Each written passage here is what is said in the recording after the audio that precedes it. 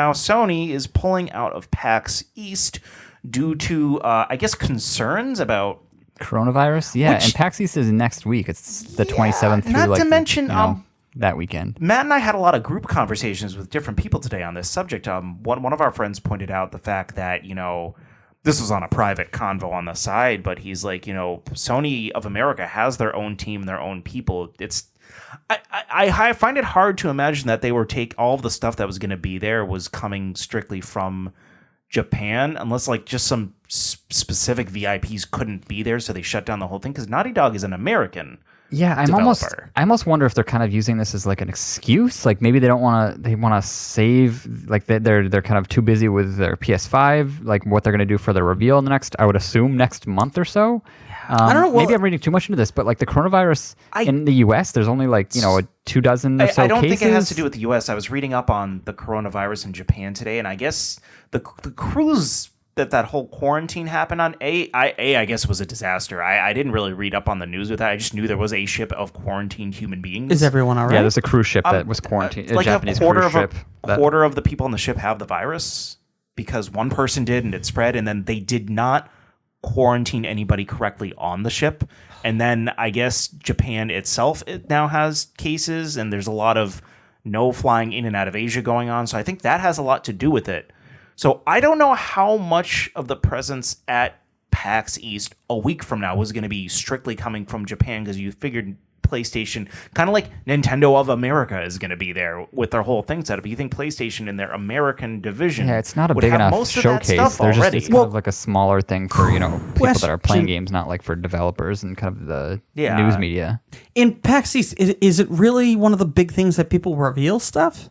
I mean, last year it started with Borderlands 3. That's where the big reveal was. So it's a decent, but not usually. So at that point, maybe, like I said, they were like, you know what? Usually it's E3 and PAX Prime, maybe, where things are revealed. It's not usually. Well, E3. I know that I guess the beginning of March, you were saying, Matt, that they're looking to release more, like the full. That's info. just what I would guess, because in the PlayStation 4, we learned that there was an announcement in like the first week of February that this was coming up on February 20th, and then on February 20th they did their kind of big reveal event where they had Mark Cerny come out and like a bunch of the people that made it and kind of talked about all the specs and everything like that and the games that were coming out.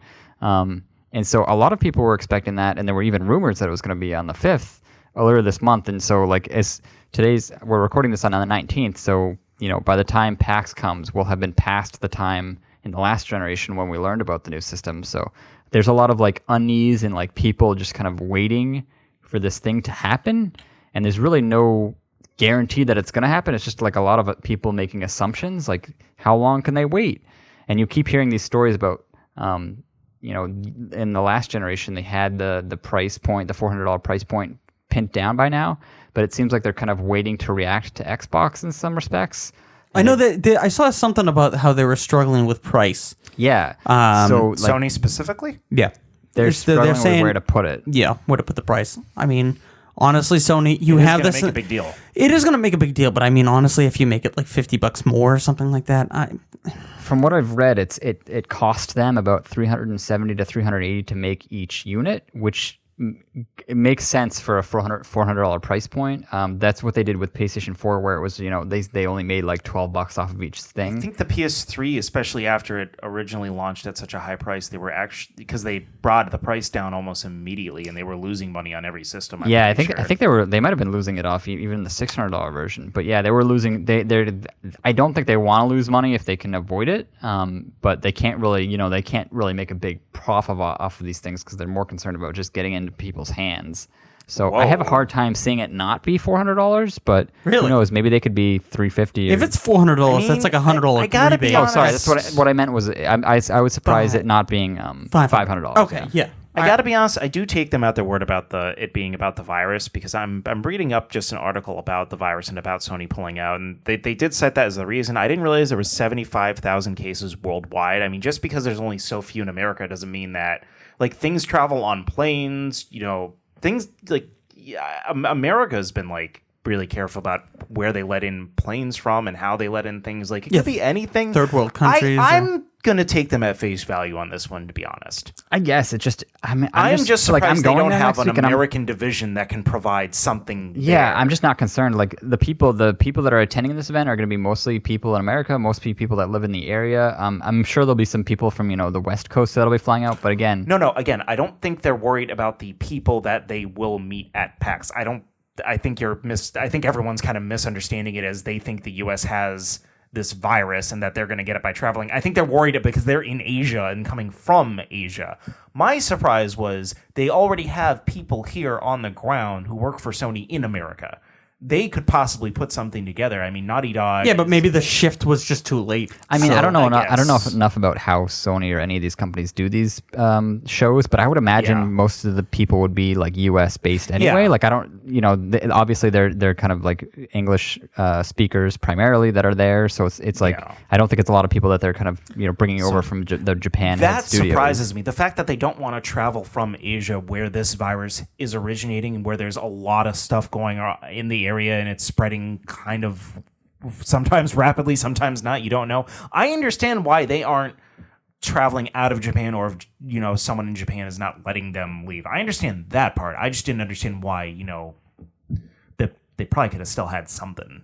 Yeah, I'm there. just surprised. I'm actually relieved because originally I was going to be trying to get to the Thursday day at PAX so super early to make sure that I was able to wait in line for 5 hours to play Last of Us 2. Now I don't have to worry about it. Yeah, So- they had been saying like a lot of these games are going to be on display, including like the Final Fantasy VII, like a demo. So is that going to be? Well, now I'm upset. Is that going to be part of the? And I didn't read, or I don't know enough to know if that's not going to be involved or if it's going to be because there's going to be a big Square booth too that they always have. Well, And then yeah, at that I was point, just like, how long is that line going to be? Do I really want to wait in line hours for that? I am.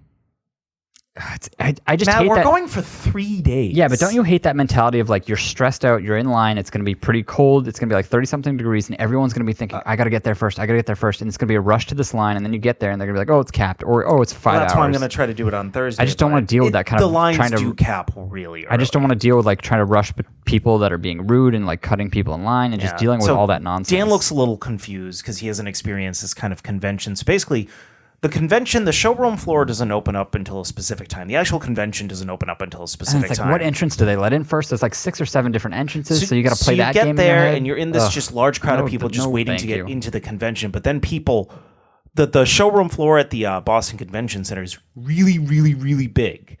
And for certain games, and you never know which ones are going to be capped early and which ones aren't. I feel like only the big events are capped off really early. Like the PlayStation booth normally has just a bunch of I TVs avoid set them up. all the time. I never go to any of these super long lines. So. Yeah, so they cap really early because people book it there, and like you'll be there for a half an hour and the line's already capped. And they're not letting any more people line up. It's like Disney on Christmas or something. It's So dumb. Well, I mean, it's because of certain demos where they only have a limited number of spaces, and the demo is a certain amount of time. yeah, you gotta think there's gonna be like 10,000 people there. I don't know. I'm making that number up, but there's a lot. Like there's thousands of people there, and there's maybe a dozen.